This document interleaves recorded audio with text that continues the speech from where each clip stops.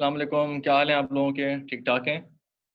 Just joining in 5-7 minutes because अभी यहाँ पे देयर इज अजान हैपनिंग।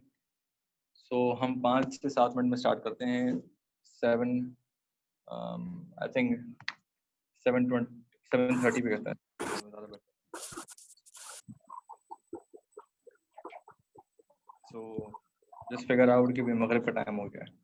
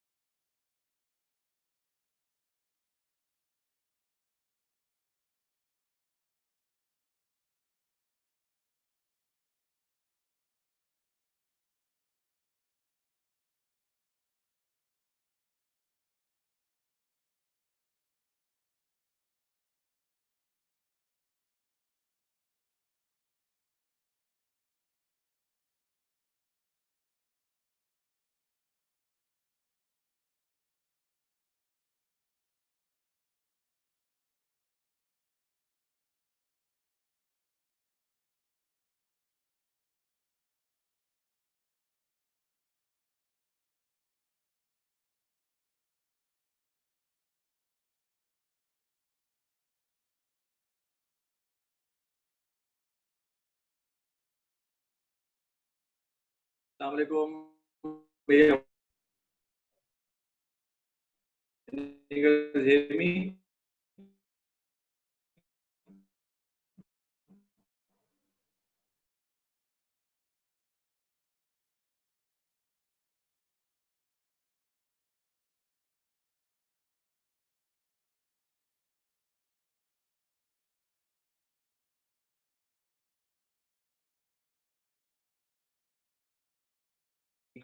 Question number 6 और क्वेश्चन नंबर 7 और 6, 7, 8 हम डिस्कस कर रहे होंगे.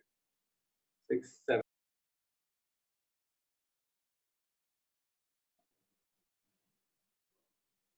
Wonderful. Question 7 and 8. मेरी आवाज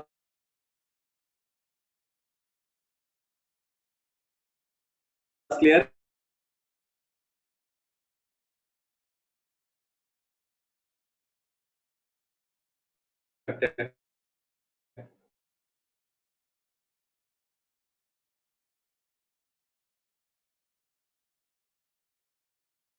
पास है विंटर 2019 का paper.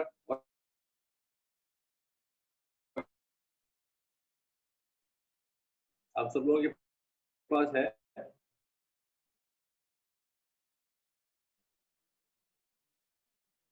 Who doesn't have it, share it.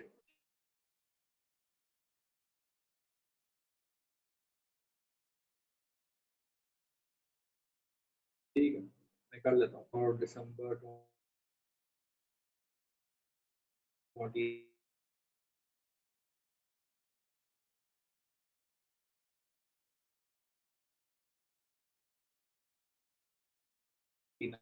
का जो पेपर है, I'll just share and you guys can download now. This is the paper very आया है. कहते हैं कि आज 3 सवाल करें.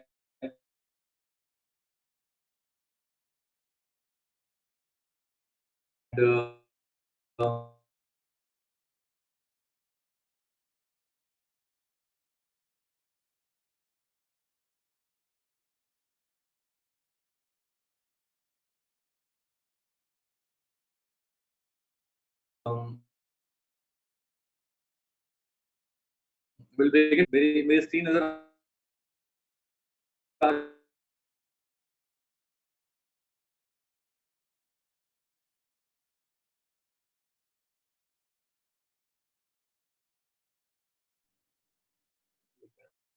just give me a second ताकि मैं इस मसले को थोड़ा सा सॉर्ट आउट कर लूं. बस 1 मिनट दीजिएगा मुझे please. I am so sorry. I know ये डिस्ट्रप्शंस थोड़ी सी फ्रस्ट्रेटिंग होती हैं. My internet connections, we have 4-5 connections. उसमें से जो बेस्ट वर्क कर रहा है मैं उसको लगाना चाहता हूँ. सही है. आई एम होपिंग अब इट शुड वर्क बेटर. अब इट शुड वर्क बेटर. तो मैं दोबारा शेयर कर रहा हूँ दिसंबर 2019.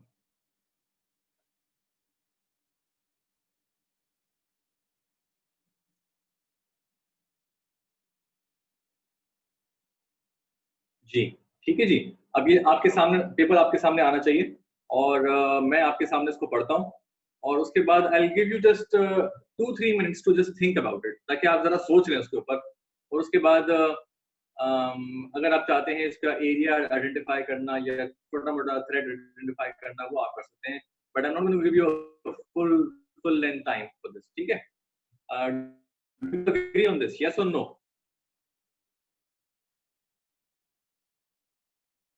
Do you agree on this? Yes? चलें, परफेक्ट हो गया. गुड है, वेरी नाइस. अब मैं आपके सामने पढ़ने लगा उसको. ठीक है जी. So question number 6. Your firm, Hatim Manzoor and Company, Chartered Accountants, is the auditor of Paints Limited for the year ending 31st December 2019.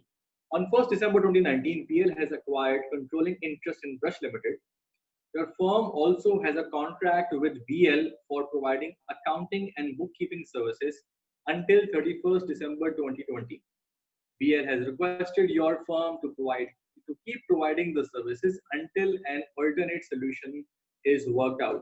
Required क्या जी? Evaluate the threats in the above scenario and discuss whether the firm can continue providing the services to both the clients till conclusion of the audit.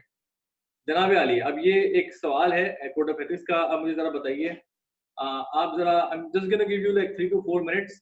आपके पास code of ethics कितने लोगों के हाथ कितने लोगों के पास code of ethics पड़ा हुआ है? How many of you have it? Code of ethics निकालना है अपने पास, ठीक है? जिनके पास नहीं है वो निकालना है अपने पास। And I want you guys to just identify कौन से एरिया के से रिलेट करता है ये, ठीक है? वो निकाल लीजिए और अपने पास आइडेंटिफाई करें कौन से एरिया से रिलेट करता है ये, कौन सा एरिया है, कहाँ से आया है। अगर एग्जाम में सवाल आता है तो आपको कोड ऑफ एथिक्स में से कहीं से रेफर करना हो, what exactly would be the area जहां से आप इसको रेफर कर रहे होंगे, या फिर कौन कौन से एरिया से इसका जवाब बनेगा, जरा मुझे बताओ, जरा देख के, ठीक है? I am giving you 3 to 4 minutes to do this. Identify करो एरियाज, कहाँ से जाएगा, कहाँ से जवाब बनेगा ये, और क्या होगा इसका, जरा सोच के बताओ। Giving 3 to 4 minutes.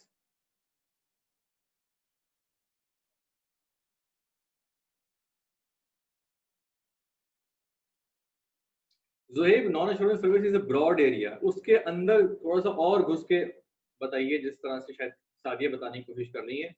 आप भी जरा इस तरह से जरा सोचे बताने के लिए।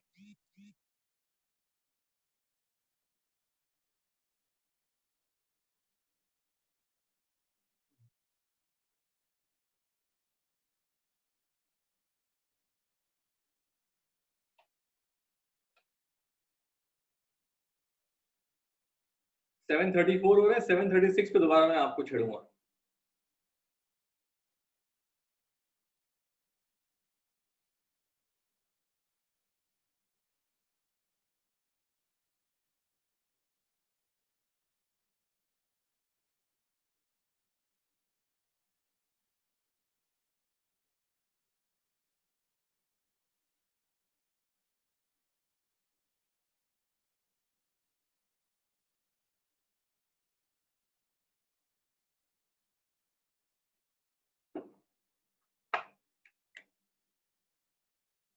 Two minutes to find out.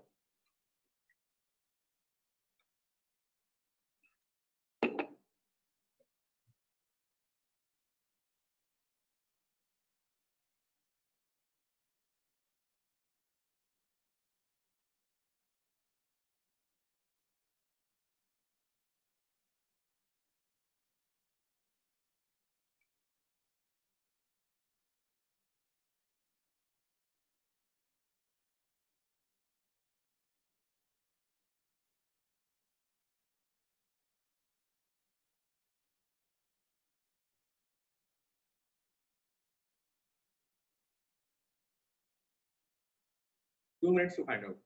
1 minute, last minute है ये।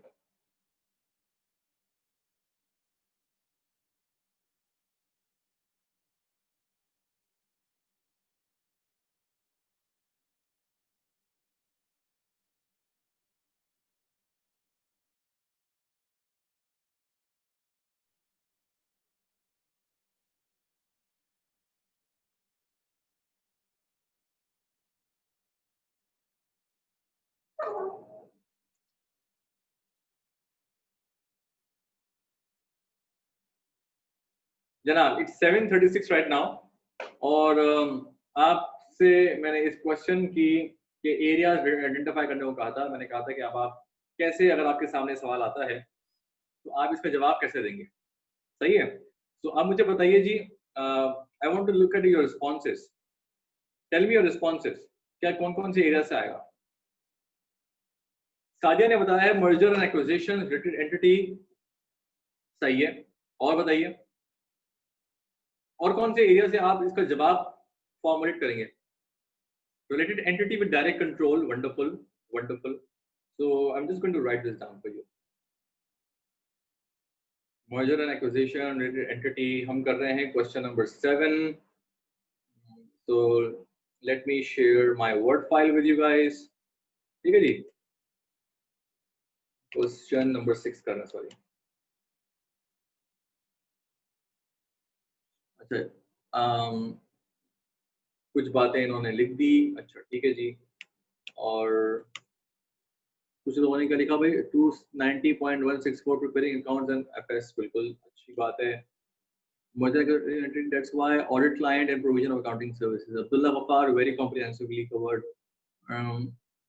conflict of interest disclosure to PL, conflict of interest disclosure to PL. आपने ये लिखा है, conflict of interest तो नहीं है जी, मैंने नहीं खाल।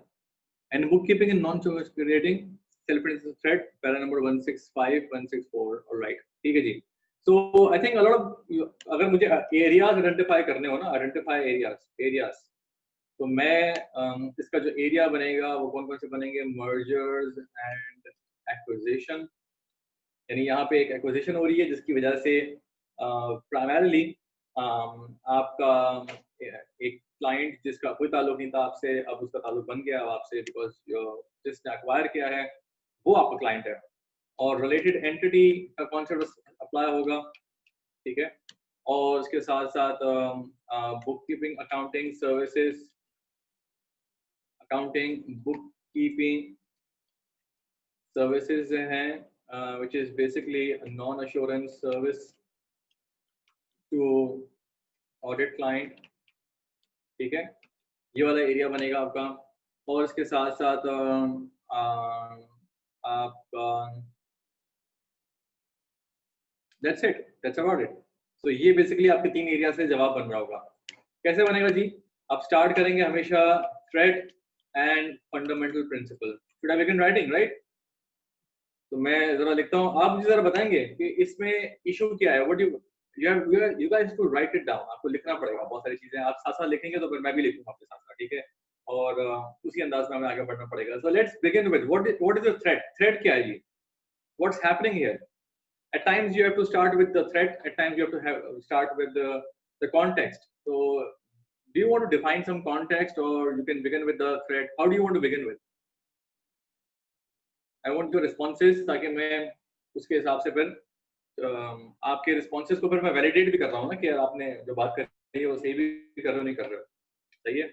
मैंने अगर लिख दिया और उसके बाद फिर आप तो उसी चीज को आप सही से समझ लोगे, लेकिन you guys also need to tell me. So how would you write it? Please tell me.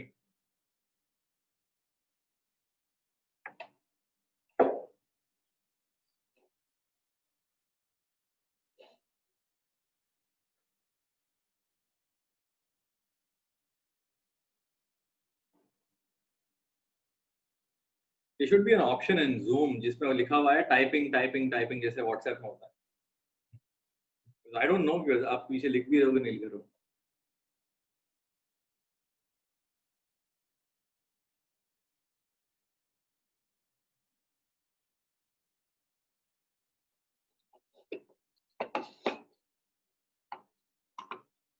बताओ भाई, कहाँ खड़े हैं साजिया?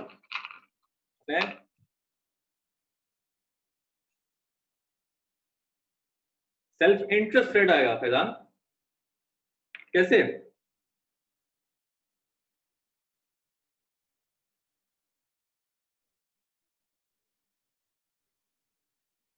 थ्रेट कौन सा आएगा यहाँ पे?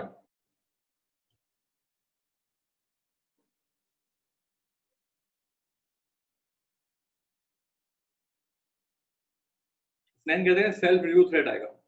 Alright, so it's a self review threat to independence या ऑब्जेक्टिविटी, कुछ भी कहते हैं, मसला नहीं है। when, ठीक है, but ideally speaking, because there is a situation building up, so ideally speaking before I tell anything about the threat, मैं थोड़ा सा context build up करना चाहूँगा।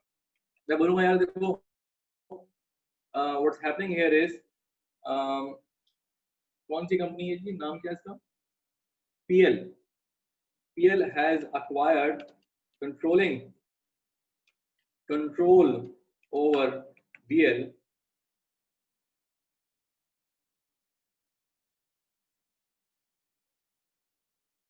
PL has acquired control over PL on 1st December, ठीक है ना, और हम BL को दे रहे हैं बुक कीपिंग सर्विसेज और हातिम वो ऑडिट करता है पेंट को, ठीक है। PL our audit client has acquired control over BL, which to whom we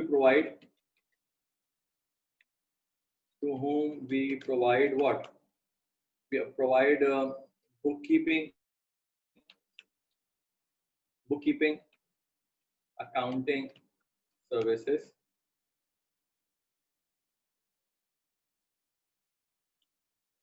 Would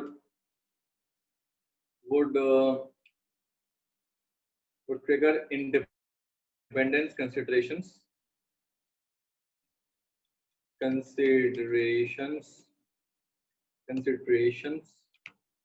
as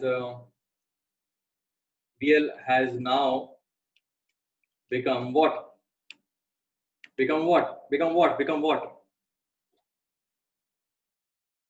Related entity. Wonderful. Related entity.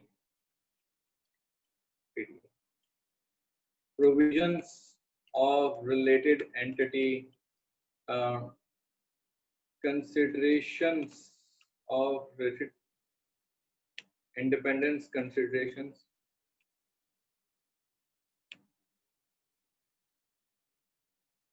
As BL is under control and we are dealing with audit. Therefore,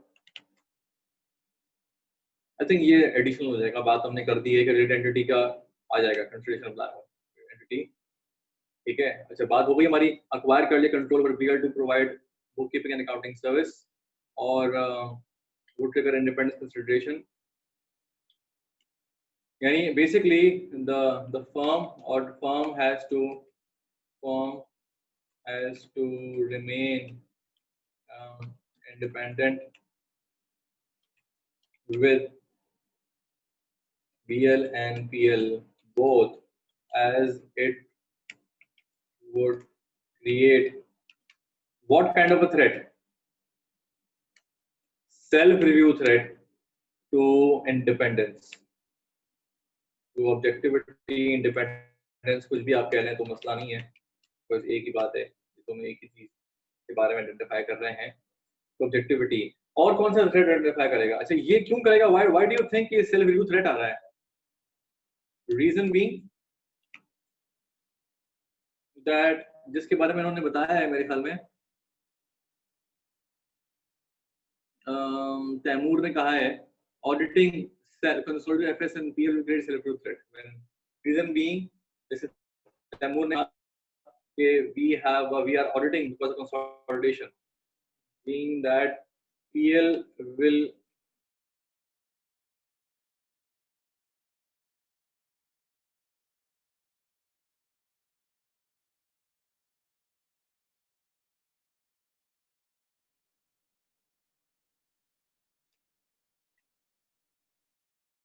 being that work performed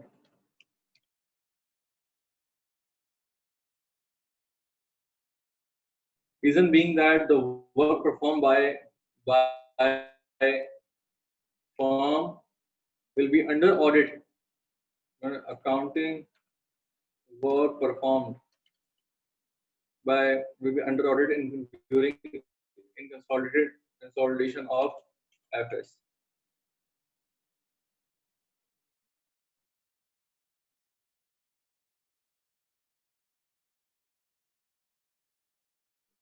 ठीक है भाई,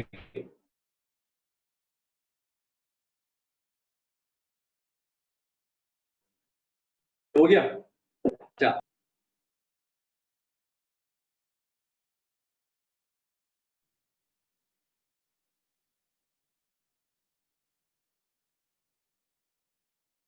ना अब आ गई मेरे ख्याल में। अच्छा, स्टैंडर्ड आपसे एक और भी चीज कहता है, मैं अभी आपको आइडेंटिफाई करवाता हूँ, सिमिलैरिटी थ्रेड भी आएगा यहाँ पे। as when you perform, to objectivity भी आएगा, as the firm, your team will have better opportunity to develop relationship with the with BL.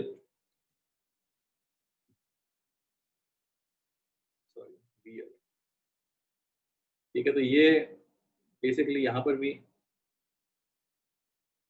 ये वाला थ्रेड भी आता है जिसके बारे में वो स्टैंड कहता है, एंड इट्स वेरी लॉजिकल। ये बात बिल्कुल सही है कि develop relationship with BL during provision of services. Now moving on, ये हमने बात की थ्रेड एंड फंडामेंटल प्रिंसिपल, उसको हमने लिंक भी कर दिया, एक्सप्लेन भी कर दिया, explain threat and link to fundamental principle, ये वाली बात हमने कर दी है। अगली बात क्या होनी चाहिए बताइए, what do you think should be the ugly बात?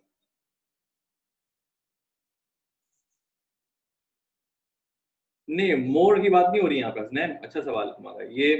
ये बात ये नहीं हो रही कि ज्यादा डेवलप हो जाएगा। बेसिकली आपके अगर ताल्लुकात पहले से बने हुए BL से और आप उनको अकाउंटिंग सर्विसेज प्रोवाइड करते हो, तो वो ताल्लुकात की बुनियाद के ऊपर अगर कोई गलती हुई, कोई चीज हो रही है, तो उसको हाइड करने के लिए फॉर एग्जांपल ज्यादा पॉसिबिलिटी है कि वो चीज छुप जाए या ना नजर आए, या उसको आपस में मिलके जो है ना वो based on relationship they might want to for example not report that misstatement और एन एरर। ठीक है, तो इसलिए फेमिलियरिटी थ्रेट यहाँ पे आएगी, बिकॉज यहाँ पे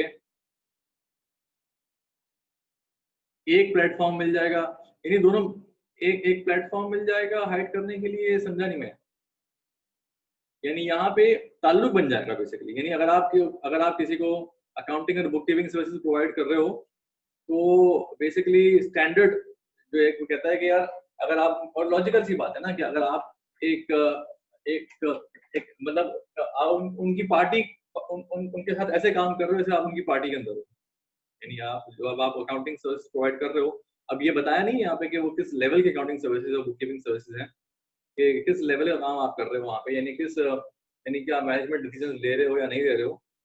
लेकिन वहाँ पे then of course you become party to them, you become their team, तो आप उनकी टीम का हिस्सा बनते हो ना, कि भाई हम इनकी, जैसे अगर आप कभी ने आपने देखे हो इस तरह से बहुत सारे फॉर्म्स के अंदर अकाउंटिंग आउटसोर्सिंग के असाइनमेंट्स आते हैं, तो उसमें बहुत सारे लोग जाते हैं, क्लाइंट के ऊपर बैठे होते हैं, सुबह शाम वहीं पे होते हैं, फॉर्म में जाना आना होता नहीं है, तो वो ताल्लुकात वहाँ बन जाते हैं आपके। ठीक है, इसलिए फेमिलियरिटी थ्रेड आता है, और वो थ्रेड ज्यादा स्ट्रॉन्ग हो जाएगा व्हेन ऑफ कोर्स अगर वही बंदा ऑडिट के अंदर भी शामिल हो जाता है, ऑडिट टीम के अंदर भी शामिल होता है।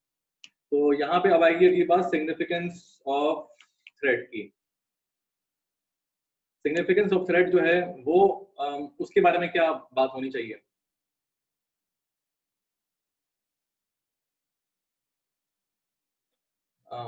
Thread to be evaluated and based on following factors। अब बताओ फैक्टर्स क्या फैक्टर्स हैं भाई?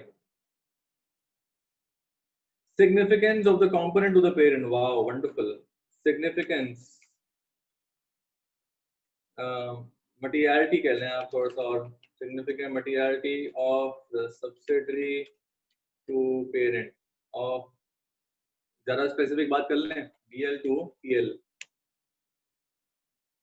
ठीक है, lower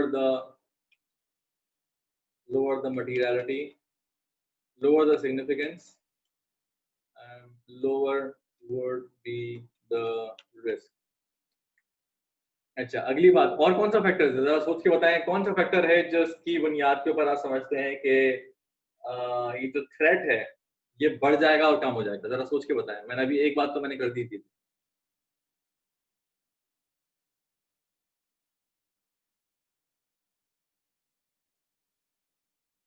लिस्टेड और अनलिस्टेड। अच्छा, यहाँ पे इस क्वेश्चन से पता लग रहा है कि ये लिस्टेड है, अनलिस्टेड कंपनी है, लिस्टेड है, अनलिस्टेड है, या प्राइवेट लिमिटेड कंपनी है, क्या है?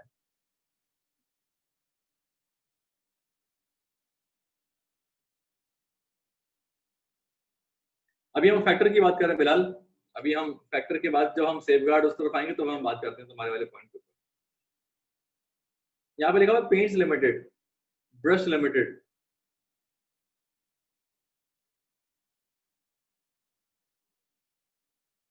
Seems pi, how do you know that?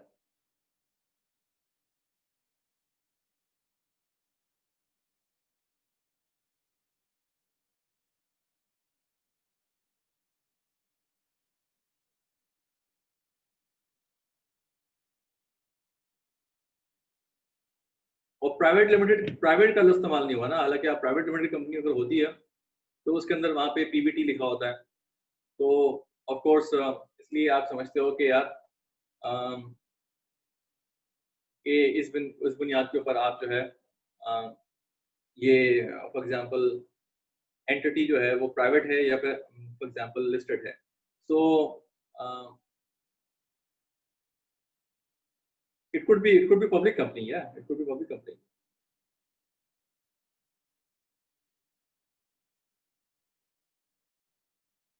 It is, देखो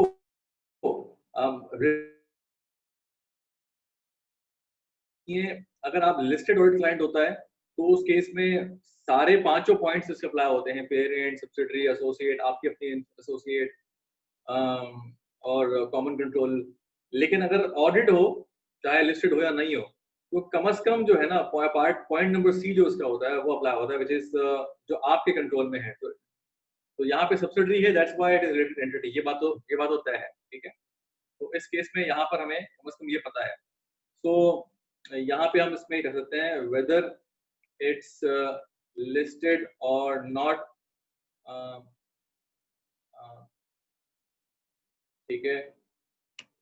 दूसरी इसके अलावा कौन सा फैक्टर है, इसके अलावा कौन सा फैक्टर है? There is a very important factor जो आप लोग मिस आउट कर रहे हैं अभी तक, पहली बारी में आ जाना चाहिए था। Type of work, wonderful, type of work, type of work, that is whether management decisions being taken by firm or not। और क्या है जी? There's one more thing, I think, कम से कम एक जो जरूर चीज है। There's one more thing, think about it।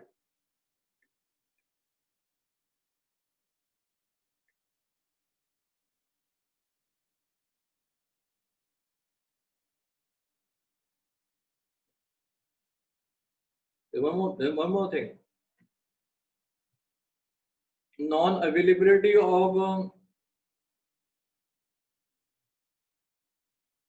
not really, Alam Saab,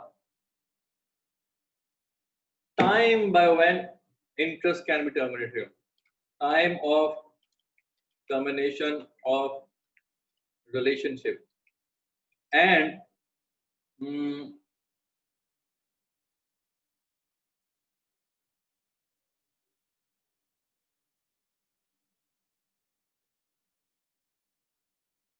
बताता हूँ फिलहाल, time when the interest and the time already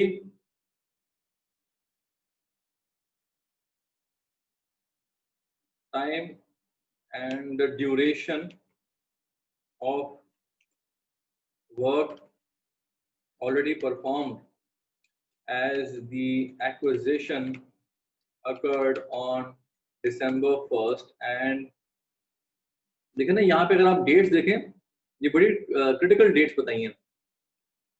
year end है 31 दिसंबर। On 1 December 2019 PL has acquired controlling interest।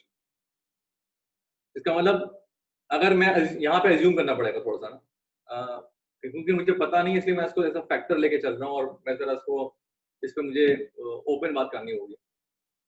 1 दिसंबर को अक्वायर कर लिया, इसका मतलब अगर BL का भी ईयर एंड जो है वो PL का ही है, ईयर एंड जैसा ही है, देन दैट मीन्स कि यार 11 महीने का तो काम हुआ होगा। और ये भी अजम्पशन इसके अंदर समझ में नहीं आ रहा कि यार कॉन्ट्रैक्ट जो है वो पुराना कॉन्ट्रैक्ट है या फिर कॉन्ट्रैक्ट अगले साल स्टार्ट हो रहा है। ये कंटिन्यू चल रही है ऑफ कोर्स। कंटिन्यू चल रहा होगा तो शुरू कब से हुआ था, इसके बारे में हमें मालूम नहीं है। सिर्फ ये लिखा हुआ है, your firm has also has a contract with BL for providing accounting and bookkeeping services until 31 December 2020। तो अभी ये मालूम नहीं पड़ रहा कि यार ये कॉन्ट्रैक्ट शुरू कब हुआ था, सही है। तो मैं यहाँ पे सिर्फ ये लिखूंगा, and duration of work already performed as acquisition occurred on December 1st and contract was in place by that time। मेरी बात समझ में आ रही है तो मैं कह रहा हूँ, जितना टाइम ऑलरेडी गुजर चुका होगा, यानी उतने टाइम में तो मैंने अकाउंटिंग बुककीपिंग सर्विसेज प्रोवाइड कर ली है, जिस भी लेवल की मैंने किया वो तो मैंने कर दी है।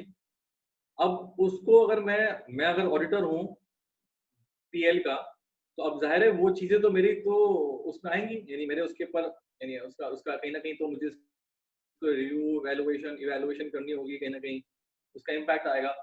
बट आई डोंट नो कि मैंने ऑलरेडी जो है वो वर्क जो परफॉर्म किया हुआ है उससे पहले का, वो उसका कितना इम्पैक्ट ऑफ कोर्स पड़ेगा, because at times you also, अगर आप ऑडिटर हैं तो आप कंपैरेटिव के ऊपर भी कुछ प्रोसीजर परफॉर्म कर रहे होते हैं, जो आपकी जो लास्ट ईयर की prior for example financial statements होती हैं, उसके ऊपर भी आप कुछ ना कुछ प्रोसीजर परफॉर्म करते हैं। तो काइंड ऑफ आप अपने ही काम में कहीं ना कहीं इन्वॉल्व होते हुए नजर आएंगे। तो ये बात, अच्छा सवाल अगर फैजान का जो क्वेश्चन है वो ये sir, what type of work is clearly written in the standard as the bookkeeping creates self-review thread, then why are we considering it as a factor? देखिए जी, मैं अगर आपको समझाऊं इस बात को अपने अपने नोट्स से, तो let me just open my notes, और अगर आप उसमें देखें तो मैंने एक्चुअली दो एरियाज में बाइफरकेट किया है कि वो जिसकी मैनेजमेंट डिसीजन है और वो जो मैनेजमेंट डिसीजन नहीं है। बल्कि first I should start with, बल्कि मैं आपको स्टार्ट करके बताता हूँ कि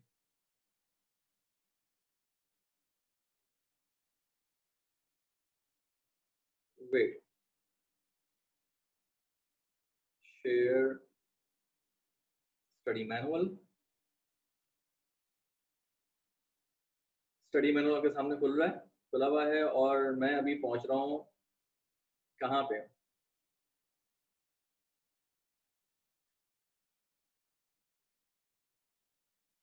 मैं उस चार्ट और टेबल की तरफ जाना चाह रहा हूँ। देखिए यहाँ पे क्या बात हो रही है। एक बात तो आपको ये आपकी अंडरस्टैंडिंग क्लियर होनी चाहिए कि अगर मैनेजमेंट डिसीजंस आप फॉर एग्जांपल ले रहे हैं ना, तो वहां पे इशू ये आता है कि यार आप मैनेजमेंट का हिस्सा बन जाते हैं, दैट्स नॉट अलाउड। ठीक है, तो firm cannot take management decisions. तो ये एक समझ ले एक तरह की वो सर्विसेज हैं जो कि अलाउड नहीं है हमारी कोड ऑफ एथिक्स में, कि आप मैनेजमेंट डिसीजन नहीं ले सकते। और इसमें हमारे कोड ऑफ एथिक्स के अंदर ना ये बातें डिफाइन नहीं हुई हुई है कि कौन से मैनेजमेंट डिसीजन जो हैं, यानी उतना क्लियरली आपको बहुत जगहों पे होता हुआ नजर नहीं आएगा। यानी जैसे यहाँ पे मैंने आपको एक्सप्लेन किया हुआ है कि determine change journal entries, authorise और approve, prepare source document, make changes, post client approve entries, propose standard existing entries, prepare FS based on information in the trial balance। ये वो काम है जो कि एक्चुअली डिसीजन मेकिंग वाले काम नहीं है, जिसके अंदर रूटीन और मैकेनिकल नेचर के काम है, जिस पर डिसीजंस मैनेजमेंट नहीं लिए हैं और आप उसके ऊपर कोई कॉल नहीं ले रहे हैं, कॉल ले रही है मैनेजमेंट। लेकिन अगर आप इस तरह के काम कर रहे हैं तो डेफिनेटली वहां पर आएगा। अच्छा, now let's look at code of ethics. तो मैं आपके सामने अब कोड ऑफ एथिक्स बोलने जा रहा हूँ, code of ethics 2016 now. So let's look at this area। सबसे पहले मैं आपको दिखा दूं कि मैनेजमेंट डिसीजंस के बारे में क्या कहती है कोड ऑफ एथिक्स।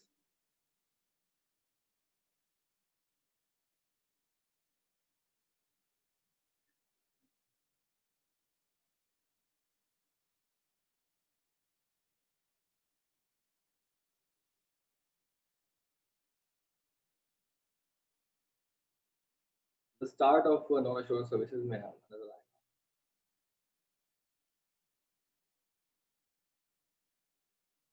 देखिए जी,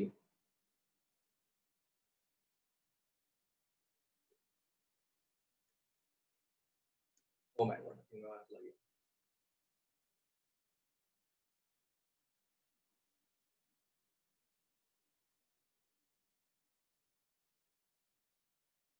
जी रहा। So it says 290.161, a firm shall not assume a management responsibility for an audit client. So it's an important part कि आपने management responsibility नहीं लेनी है, सही है? और इसके बारे में वो कहते हैं the threats created would be so significant that no safeguards could reduce the threat to an acceptable level. For example, deciding with the recommendation of the firm to implement, to create self-review and self-interest threat, further assuming. समझ की बात? तो ये जो हमारा point है ना, that's a very important point. और जब हम ऑडिट क्लाइंट की बात करते हैं तो of course applicable related entity भी आती है उसके अंदर, ये बात तो वो कहता है, आप जानते हैं, सही है। तो एक बात तो हमने ये समझ ली कि यार ये तो मना कर दिया उसने। फिर वो कहता है नीचे, अच्छा यहाँ पे आगे प्रिपेयरिंग अकाउंटिंग रिकॉर्ड्स एंड तो मैनेजमेंट इज रिस्पॉन्सिबल, ये बात उसने शुरू की। रिस्पॉन्सिबिलिटीज इंक्लूड, ये सारी बातें, ठीक है। Providing an audit client with the accounting such as preparing accounting records, create a self-review thread when the firm subsequently audits the right। और उसके बाद फिर उसने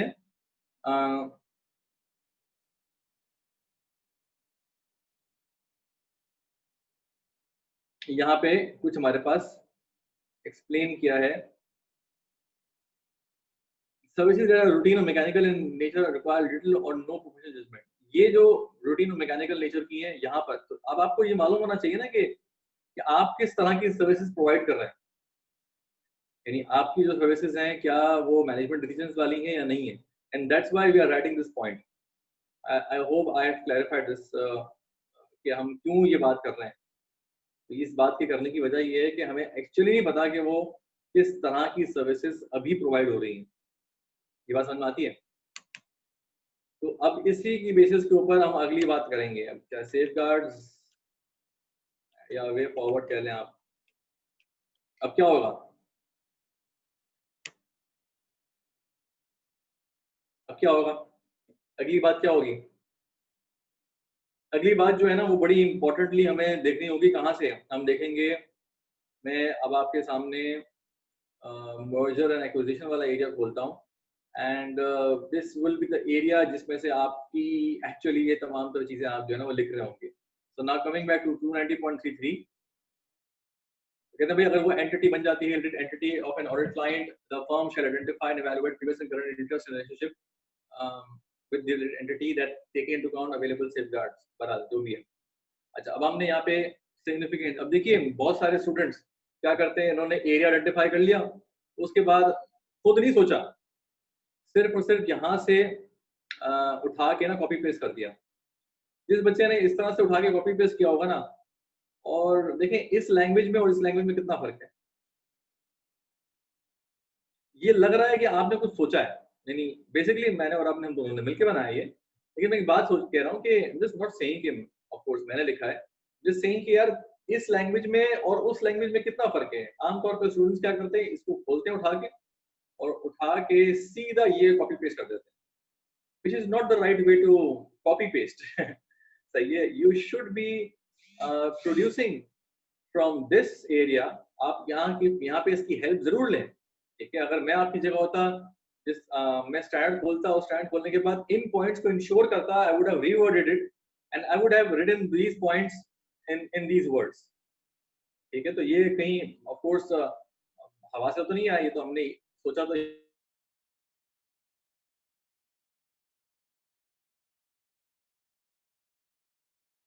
कॉन्ट्रैक्ट इन प्लेस, मटेरियलिटी के बारे में बात की। अब यहाँ पे क्या बात की हुई है, the nature and significance of related entity relationship, for example whether the entity is a subsidiary और a parent.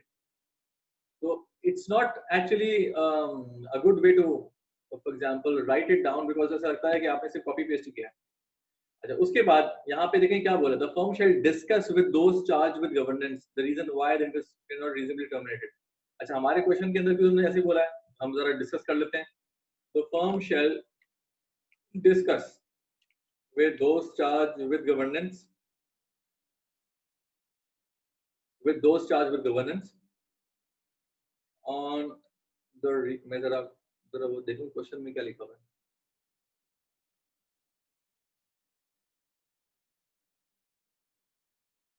On the reason, मैंने शेयर नहीं किया आप लोग।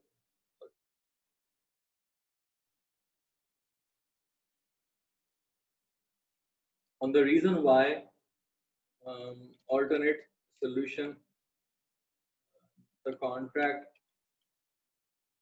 not be terminated right away.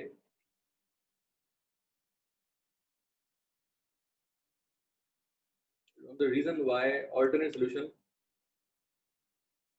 not be worked out soon. ठीक है, जो way forward होगा, अगर आप स्टैंडर्ड को देखो तो आपको नजर आएगा कि यार यहाँ पे कहता क्या है। ये कहता है यहाँ पे,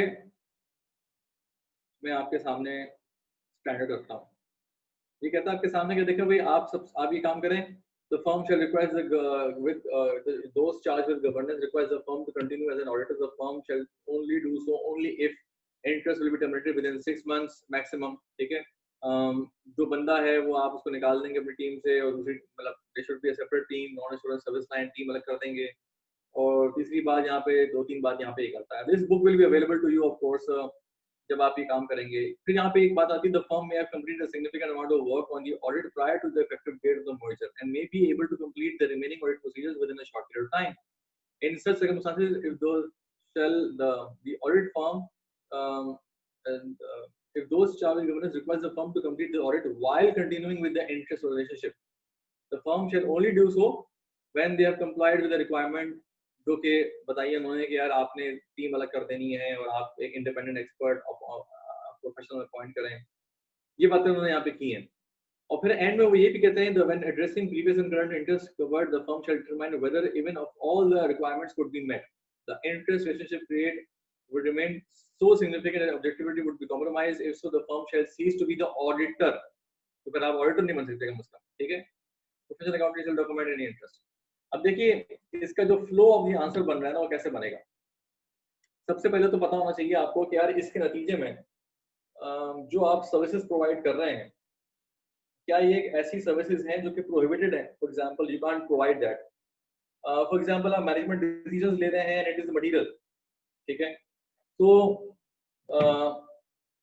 उसकी बेसिस के ऊपर आपको क्या लगता है कि आप कंटिन्यू नहीं कर सकते, ठीक है, बिकॉज आप मैनेजमेंट डिसीजंस ले रहे हैं और वो मटेरियल भी है। तो उसके बाद ये सारी बातें आएंगी। पहली बात तो ये होगी, सही है। So if after evaluation the auditor considers that the services are prohibited and would compromise independence of audit. Oh my God.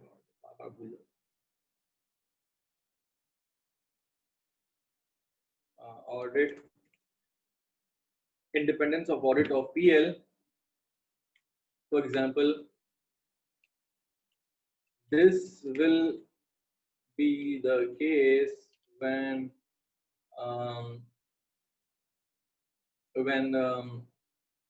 PL is significant component of PL and the firm is taking management decisions as part of its accounting and bookkeeping services. समझ आई?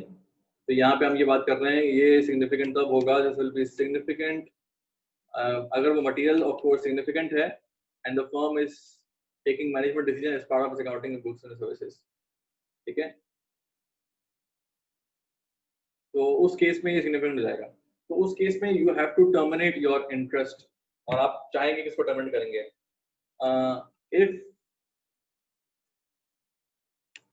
if it's if threats created are not significant, then threats created are not significant or can be threats created can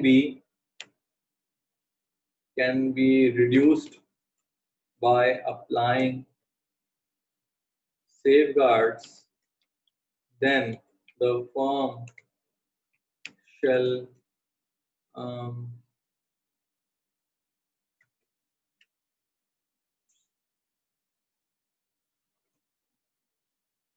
continue. The firm may continue. Sorry, not shall, may continue. Safeguards. Safeguards क्या है भाई? Safeguards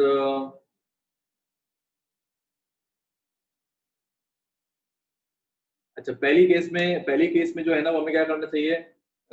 We should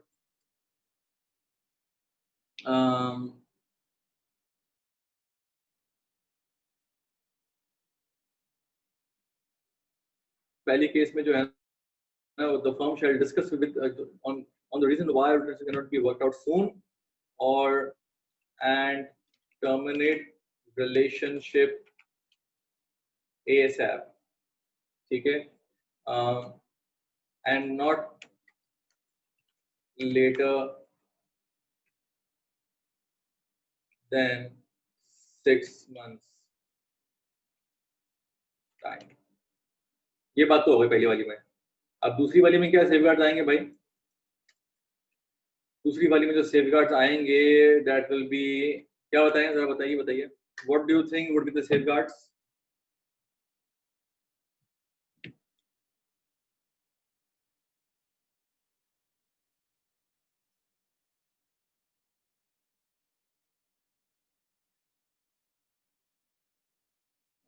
Different teams, service lines, ठीक है जो provide कर रही हूँ.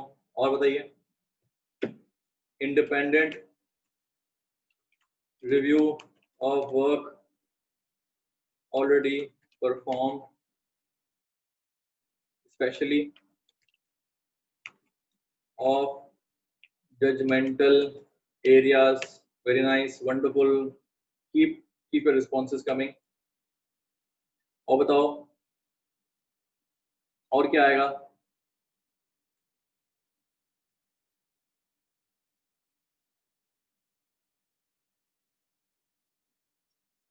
अगर आप उठा के देखो ना ये तो यहाँ पे उसने मैंने अभी ये कोड ऑफ एथिक्स को खोल के देखा तो वो कह रहा है having another firm reperform the non residential services to extend. तो एक और आप having another firm reperform services assurance non assurance services to the extent possible whatever. ठीक है जी. तो ये आपका काम हो गया. Keeping confidentiality of course. Confidentiality किस चीज की है? कॉन्फिडेंशियलिटी कैसे आ रही है? आपको समझ आई कैसे जवाब? आपने देखें हमने एक नजर दौड़ाई अपने स्टैंडर्ड पे और उसके बाद फिर हम वापस आ गए और हमने जवाब अपना हमने खुद क्यूरेट किया है. We drafted our answer in our own way. और आपको इसके अंदर अब एक ऑर्डर नजर आ रहा होगा ना कि किस तरीके से ऑर्डर में हमने बात की. सही है जी. समझ आ रही है? एनी क्वेश्चन, एनी क्वेरी अभी तक?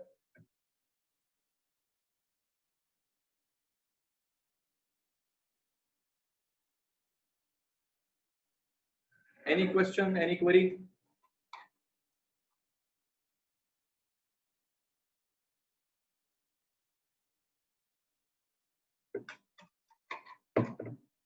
Six months time reference. 6 months का टाइम जो है ना वो यहाँ पे लिखा हुआ है. Section number 290.35 it says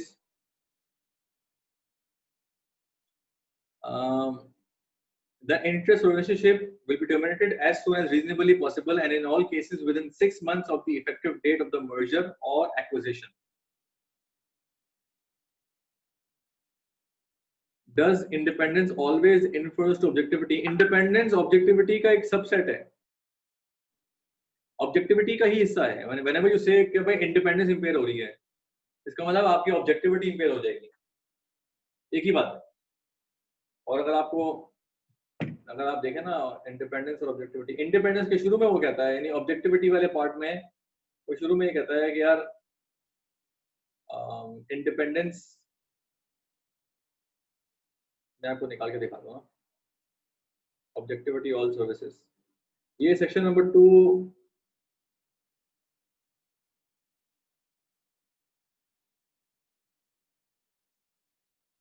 section number 280 के अंदर आप देखेंगे ना तो आपको नजर आएगा इंडिपेंडेंस, सेक्शन नंबर 280.1, 280 अगर आप देख लेंगे तो आपको अंदाजा हो जाएगा कि basically independence is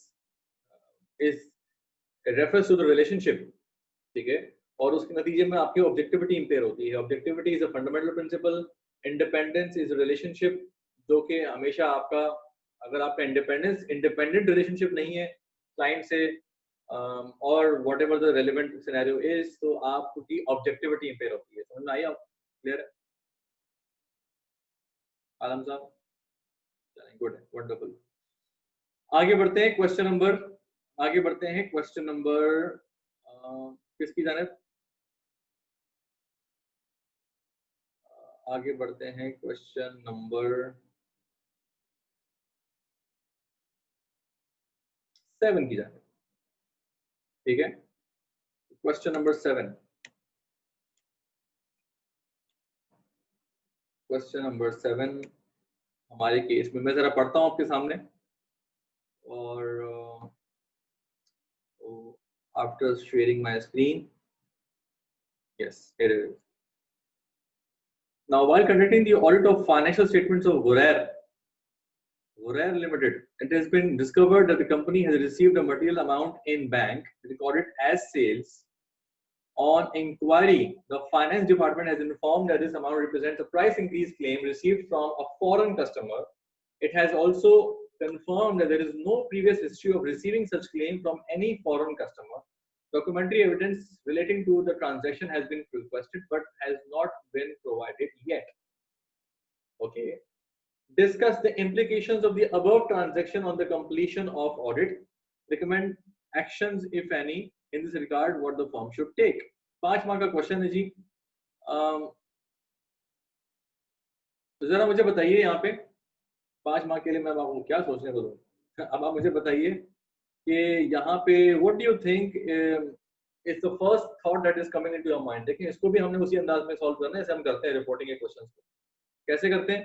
concern, concern क्या है जी आपका? What do you think is your concern?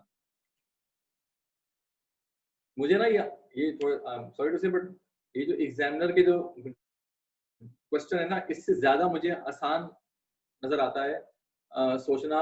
when I think about the concern, what is my concern here? Just think about it. What is my concern here?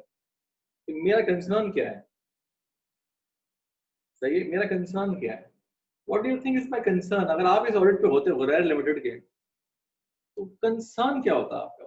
आपको क्या चीज परेशान करती है? क्या चीज परेशान करती है आपको? अब्दुल मुइज को परेशान करता अनेबल टू ऑब्टेन, सही। फैजान को परेशान करती over statement of sales. Salman को परेशान करती unable to verify the sales claim. Hasnain, management की इंटेग्रिटी तुम्हें परेशान करती। और what's the money for related to, Taimur को ये चीज, भाई ये कहां से पैसा आया है, किस चीज का ताल्लुक क्या है?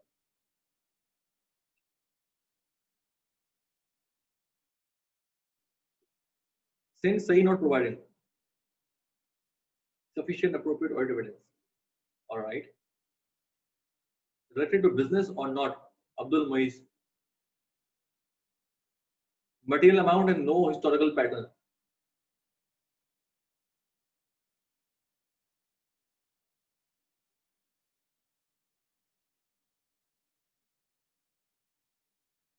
Validity of sales. अच्छा, अगर देखो कंपनी के पास एक अमाउंट आया है जिसको वो कह रहे हैं कि भाई represent received from a foreign customer, it is also confirmed that there is no previous history of receiving such claim from any foreign customer. Possibility of money laundering, translation of the amount, Faizan को concern करेगी। चलो मैं जरा लिखता हूँ आपकी बातें, ठीक है। कंसर्न जो है वो क्या क्या हो सकता है? कंसर्न हो सकता है. I'm just going to share my Word file. Okay. Now, validity of sales. आपने कहा material amount and no historical pattern. No historical pattern related to business or not. ये थोड़ा सा इनकम्प्लीट बात है, लेकिन बहरहाल मैनेजमेंट की integrity as no evidence, no सही और एविडेंस, ठीक है. अनेबल टू वेरीफाई क्लेम, दो illegal receipts, scope limitation, illegal receipts and possibility of money laundering. Now, अब देखिए यार,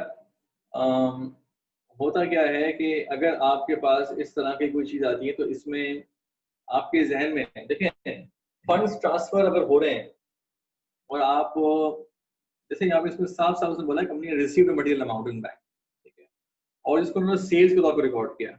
on inquiry the finance department informed that this amount represents a price increase. ये price increase है. तो आपके जहन में दो तीन चीजें क्लिक होनी चाहिए. एक तो ये है कि यार you don't have a support because आपको अभी तक एविडेंस दिया नहीं. पहली बात तो ये कि सपोर्ट नहीं मिली आपको. Documentary evidence related to transaction has been requested but has not been provided yet. सही है. No previous history of receiving such claim from any foreign customer. That's a point. No historical pattern. Management, अगर मुझे जवाब लिखना हो तो मैं अपना आर्गुमेंट ऐसे बिल्डअप करूंगा. Received, मैं बोलूंगा भाई received material amount recorded as sales. Start ऐसे करूंगा. जिसका कोई from foreign customer, ठीक है. No historical pattern related to the business or manage and to which we are not able to verify the claim, verify sales or the source of transfer of funds. And अब इसका जो risk है वो क्या है? Risk क्या है? Risk basically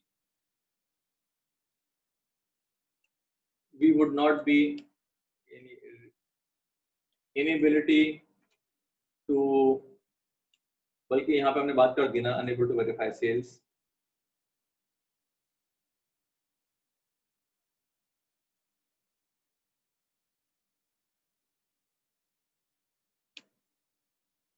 यहाँ पे मैं देखूँ inability to verify sales.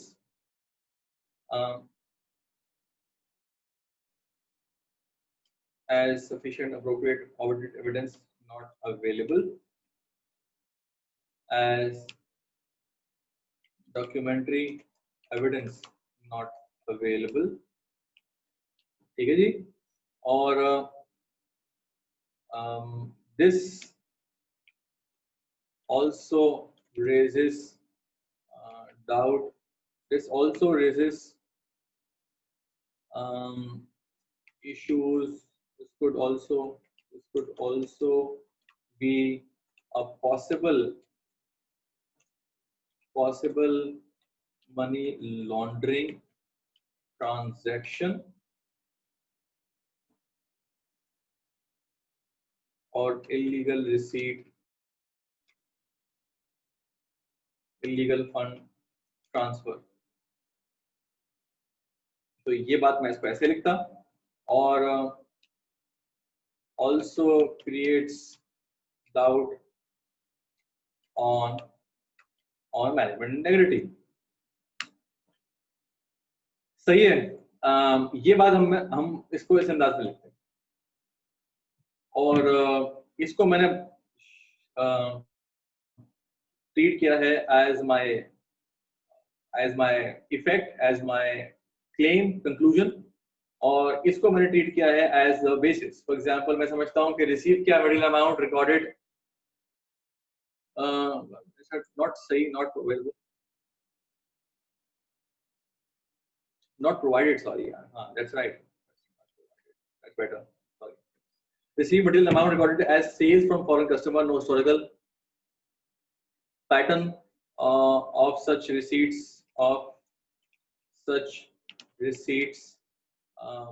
unable to verify the source of transfer of funds, unable to verify sales as documentary evidence not provided. This could also be a possible money transaction, electronic fund transfer, also create doubt in management rating. ये मेरा concern हो गया। तो अच्छा, materiality के बारे में बात करनी, और मैं हमने ऑलरेडी कर दी है, यहाँ पे लिखा हुआ मटेरियल अमाउंट। मटेरियलिटी के बारे में बात करना मतलब वो जो हमारा कहता है ना 5% होगा नहीं होगा, वो सारी बात तो हमारी इसके अंदर ऑलरेडी कवर्ड है, बिकॉज हमने यहाँ पे बात की कि मटेरियल अमाउंट तो है और सेल्स के अंदर हो रहा है, फॉरेन ट्रांसफर हो रहा है, ठीक है जी। तो यहाँ पे जो प्राइमरीली जो मसला है ना, जिसमें ये कहा था कि यार ट्रांसलेशन, किसी ने यहाँ पर ये भी translation of the amount Faizan ने कहा था मेरे ख्याल में। तो फैजान, ट्रांसलेशन का मसला असल में थोड़ा सा पीछे का है। ज्यादा बड़ा मसला जो जिसकी तरफ ये इशू पूरा रिवॉल्व कर रहा है ना, दैट्स बेसिकली कि पुरानी हिस्ट्री नहीं है, पुराने कस्टमर से पैसे मिले हैं, मटेरियल अमाउंट मिला है, बैंक के अंदर आया है, सेल्स में रिकॉर्ड हुआ है, और डॉक्यूमेंट्री एविडेंस नहीं है। पूरी जो गुफ्तगू हो रही है ना, उसमें से वो पूरी गुफ्तगू सर्कुलेट कर रही है, रिवॉल्व हो रही है around what, around verifiability of this amount, source of this amount, suspiciousness of the amount, ठीक है। ये पूरी गुफ्तगू इसके अराउंड में सर्कुलेट कर रही है, and that's why हमें अपनी गुफ्तगू को इसके अराउंड में रखना चाहिए। अगर आप IAS 21 वाला जो ट्रांसलेशन वाला रिस्क है वो भी अगर लिख देंगे तो खैर बहरहाल, लेकिन वो बहुत ही माइनर पार्ट है, वो लिखना जरूरी है, क्योंकि यहाँ पे जो मेजर रिस्क है ना वो ये है।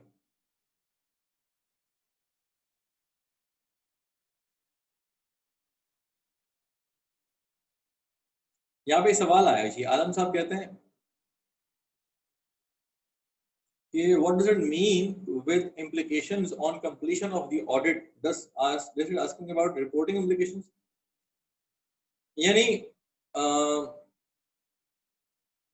रिपोर्टिंग implications भी इसके अंदर आ सकती है, but it's basically about how would you close this audit, यानी audit close कैसे होगा इस इशू के साथ रहते हुए, कहने का मतलब ये है how would you close this audit, यानी ये इसका क्लोजर कैसे होगा with this issue। तो इस इशू को क्लोज कैसे करोगे, इस ट्रांजैक्शन को क्लोज कैसे करोगे विद द ऑडिट, कहने का मतलब ये है। Just give me a second, मैं चार्जर जरा इसको लगा दूं for we have bad situation. हाँ, रिक्वायरमेंट ऑब्वियस नहीं है, ये बात तो सही है।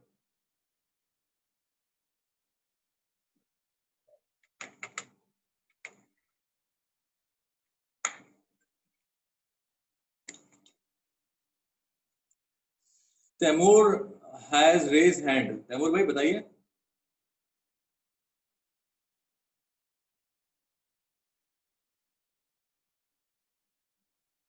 इसका जो मतलब जो समझ में आ रहा है ना वो ये है कि भाई आप इस ट्रांजैक्शन को, इस पूरे सिचुएशन को क्लोज कैसे करोगे इन दिस एंटायर सिचुएशन, कहने का मतलब बिल्कुल यही। यानी how would you close this, होता ना कि भाई इशू क्रिएट के इशू क्लोज कैसे होगा, कहने का मतलब ये। अच्छा भाई आप आगे बढ़ते हैं। कंसर्न हमने बात कर ली, कंसर्न के अंदर मटेरियलिटी भी आ गया, इशू के बारे में बात कर ली, इसमें बताया भाई हमारा कंसर्न ये है। ऑडिट स्टेप्स या नेक्स्ट स्टेप्स क्या है, नेक्स्ट स्टेप्स क्या होंगे भाई, क्या करोगे अगर आप होते तो क्या करते हैं। यहाँ पे कह रहे हैं भाई अवेलेबल नहीं है अभी तक, डॉक्यूमेंट्री एविडेंस अवेलेबल नहीं है, आप होते तो आप क्या करते भाई, आप जरा बता दें। कंफर्मेशन भेज देते हैं, ऑब्टेन थर्ड पार्टी कंफर्मेशन। पहला काम क्या करते हैं, पहला काम इस पूरी सिचुएशन के बारे में अगर पता होता तो पहला काम क्या करते हैं।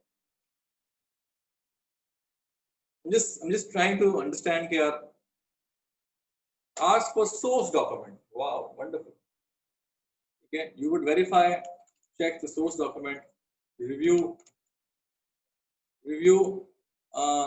the customer history I would have गो, मैं सबसे पहले आता भाई किस कस्टमर से आई है। मैं जाता क्लाइंट के पास, सामने बैठा होता CFO या जो भी बंदा, तो मैं सबसे पहले बात पूछता भाई ये कौन सा कस्टमर है आपकी। तो इससे पहले कस्टमर हिस्ट्री और कस्टमर कॉन्ट्रैक्ट, क्योंकि ये कह रहा है भाई ये प्राइस इंक्रीज क्लेम आया उनकी तरफ से, तो वो कहीं ना कहीं लिखा हुआ होगा ना भाई, प्राइस के क्लेम जो आया होगा तो किसी ना किसी कॉन्ट्रैक्ट में लिखा हुआ होगा। कस्टमर हिस्ट्री और customer contract for customer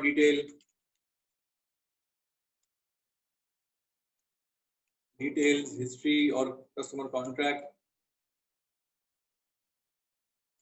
to assess the client's claim that it relates to price increase। बल्कि मैं इसको दो हिस्सों में तोड़ देता हूँ, रिव्यू मैं सॉरी दो हिस्सों में तोड़ देता हूँ, ये दो प्रोसीजर बन जाएंगे आपके। Review the customer contract to assess the client's interest in price increase, customer details and history or customer details history, dispatch note shipment details वगैरह, ठीक है, history details to assess if the customer is real or fictitious। पता तो लगे भले customer real भी है या नहीं है, ठीक है। उसके बाद फिर कस्टमर का कॉन्ट्रैक्ट, अगर चलो कस्टमर तो नजर आ रहा है, कस्टमर तो रियल है, पर कस्टमर कॉन्ट्रैक्ट में से कोई बात लिखी है प्राइस वाली बात, चलो ठीक है यार, वो भी उन्होंने हो सकता है वो भी उन्होंने बना लिया हो, क्रिएट कर लिया हो। अच्छा कौन सा एड्रेस है, customer details, address for example, shipment जो भी है, for example history to assess if the customer is real और फिक्टिशियस, फॉर एग्जांपल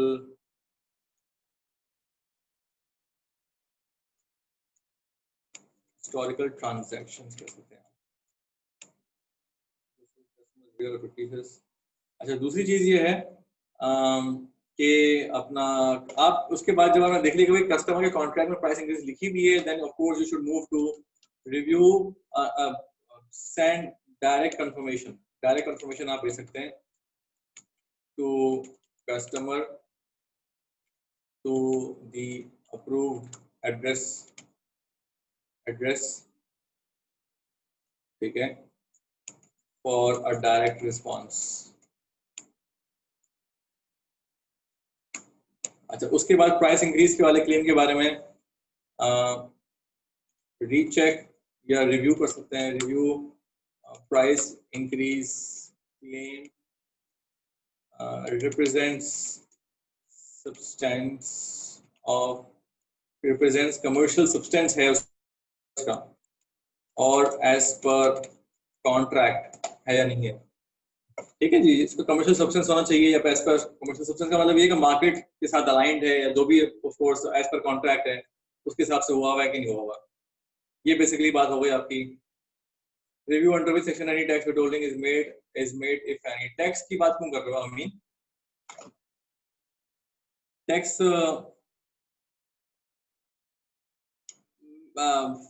अफराज गुल आपने सवाल पूछा can we obtain minutes of the meeting जिसमें प्राइस इंक्रीज करने का डिसीजन लिया होगा। अब यू अज्यूमिंग कि वो डिसीजन किसी मीटिंग में हुआ होगा। मैं अज्यूम नहीं कर रहा हूँ कि किसी ना किसी कॉन्ट्रैक्ट में लिखा हुआ होगा। तो आप यहाँ पे अगर आप यहाँ पे आप ये बात फॉर एग्जांपल मैंने असल में कॉन्ट्रैक्ट लिख दिया, आपने सोचा कि मिनट ऑफ मीटिंग, ठीक है कोई मसला नहीं है, जस्ट